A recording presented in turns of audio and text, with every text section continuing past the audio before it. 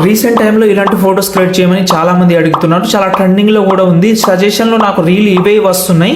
Simple గా try చేద్దాం. ఇప్పుడు ఎగ్జాంపుల్ గా మీరు యూట్యూబ్ లో వీడియో సాంగ్ చూస్తుంటారు. అందులో ఒక 5-6 ఫొటోస్ మీరు స్క్రీన్ షాట్ తీసుకొని ఇలాంటి ఫొటోస్ అయితే జనరేట్ చేసుకోవచ్చు. అండ్ మీ ఫొటోస్ ఉన్న సంథింగ్ ఏదైనా ఉండొచ్చు. ఇలాంటి water colour effect college type లో అయితే క్రియేట్ చేసుకోవచ్చు. ఫస్ట్ అయితే దీన్ని చేసుకోనికి ఒక ప్రాంప్ట్ ఇస్తాను. దాని తర్వాత మనం ఎలా చేసుకోవాలో కూడా చెప్తాను.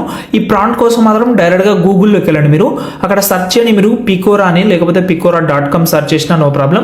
ఈ సైట్ వస్తుంది. దీన్ని ఓపెన్ చేసి ఈ ప్రాంప్ట్ దొరకాలంటే పైన సెర్చ్ లో మీరు ప్రాంప్ట్ అని సెర్చ్ చేసినా నో ప్రాబ్లం, లేకపోతే ఎడిట్ 95 అని సెర్చ్ చేసినా నో ప్రాబ్లం. దాని తర్వాత ఈ ఆర్టికల్ వస్తుంది.